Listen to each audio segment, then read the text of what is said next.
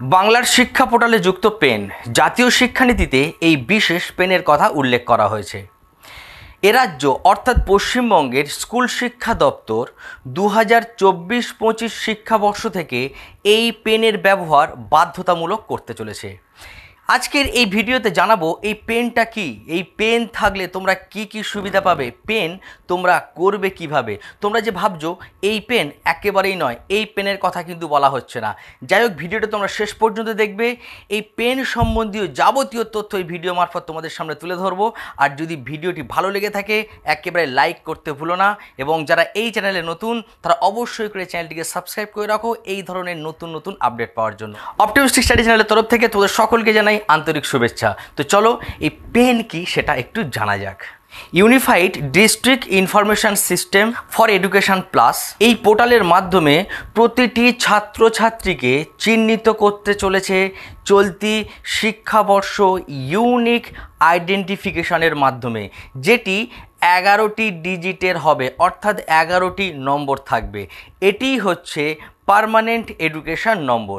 বিস্তারিত একটু আলোচনা করা যাক। আমাদের দেশে অর্থাৎ ভারতবর্ষের সমস্ত ছাত্রছাত্রীদের একই সূত্রে সুযোগ সুবিধা সহ বিভিন্ন শিক্ষার কার্যকলাপের জন্য চালু হতে চলেছে এই পার্মানেন্ট এডুকেশন নম্বর। এই পেন হচ্ছে 11 ডিজিটের একটা কার্ড। যেমন তোমাদের কাছে আধার কার্ড এবং প্যান কার্ড আছে যেখানে নম্বর আছে, ঠিক ওই রকম তোমাদের একটা কার্ড দেওয়া হবে যে কার্ডে 11 ডিজিটের একটা নম্বর থাকবে। সেই নম্বরটা হচ্ছে তোমার পার্মানেন্ট এডুকেশন নম্বর। এই নম্বরটি ভারতবর্ষের সমস্ত ছাত্রছাত্রীকে একটা আইডেন্টিটি দিতে সাহায্য করবে। যে কোনো কাজের ক্ষেত্রে হোক বা অন্যত্র কোথাও ভর্তির ক্ষেত্রে হোক, যদি তোমাকে ডকুমেন্ট সাবমিট করতে বলে তাহলে কি করতে হয়, মাধ্যমিকের আলাদা ডকুমেন্ট সাবমিট করতে হবে, উচ্চ মাধ্যমিকের ডকুমেন্ট সাবমিট করতে হবে, এবং তোমার যা যা ডিগ্রি আছে যাবতীয় ডকুমেন্টস আলাদা আলাদা করে সাবমিট করতে হতো। এই পেনটা কার্যকরী হওয়ার পরে কিন্তু তোমাদেরকে আর আলাদা আলাদা কোনো রকম ডকুমেন্টস কোথাও সাবমিট করতে হবে না। ওই যে কার্ডটা থাকবে পার্মানেন্ট অ্যাকাউন্ট নম্বর 11টা ডিজিটের যে কার্ডটা থাকবে, সেই কার্ডটির মাধ্যমে তোমার এডুকেশন পারপাসে অর্থাৎ শিক্ষা সংক্রান্তীয় যাবতীয় তথ্য কিন্তু পাওয়া যাবে। উদাহরণস্বরূপ বলা যেতে পারে যে তোমরা হয়তো উচ্চ মাধ্যমিক পাশ করে অন্য রাজ্যে কোনো প্রফেশনাল বা ভোকেশনাল কোর্স করার জন্য পড়তে যাবে, তো সেখানে তোমাকে আলাদা আলাদা করে কোনো ডকুমেন্টস সাবমিট করতে লাগবে না।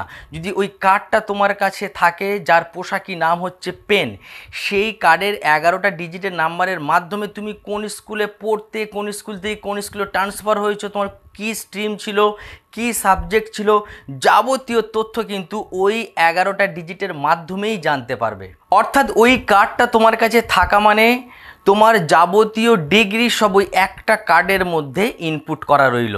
তোমার শিক্ষা সংক্রান্ত সমস্ত তথ্য ভারতবর্ষের যে কোনো স্কুলে গিয়ে ওই পেনের মাধ্যমেই খুঁজে পাওয়া যাবে। এবারে তোমরা প্রশ্ন করতে পারো যে স্যার এই পেন অর্থাৎ এই কার্ডটা আমরা কিভাবে করব। এই কার্ডটি করার জন্য তোমাদের কোনো দায়িত্ব নিতে হবে না। সমস্ত দায়িত্ব থাকবে তুমি যেই স্কুলে পড়ো সেই স্কুল কর্তৃপক্ষের, অর্থাৎ প্রধান শিক্ষক মহাশয়ের। প্রধান শিক্ষক মহাশয় তোমার ডকুমেন্টসগুলো নিয়ে সমস্ত কাজ করে দেবে। অর্থাৎ তোমাদের কোনো চিন্তার কারণ নেই, এটা নিয়ে তোমাদের কিচ্ছু ভাবতে হবে না, স্কুল থেকে সমস্ত কাজ করে দেবে। ভিডিওটি ছোট হলেও বেশ গুরুত্বপূর্ণ, তাই তোমরা এই ভিডিওটি তোমরা তোমাদের বন্ধুদের সঙ্গে একটু বেশি বেশি করে শেয়ার করো, যাতে করে তারাও এই পেন সম্বন্ধে ওয়াকিবহল হয় বা জানতে পারে। যাই হোক, তোমরা সকলে খুব ভালো থেকো, সুস্থ থেকো, তোমাদের সুন্দর এবং উজ্জ্বল ভবিষ্যৎ কামনা করি। Thank you.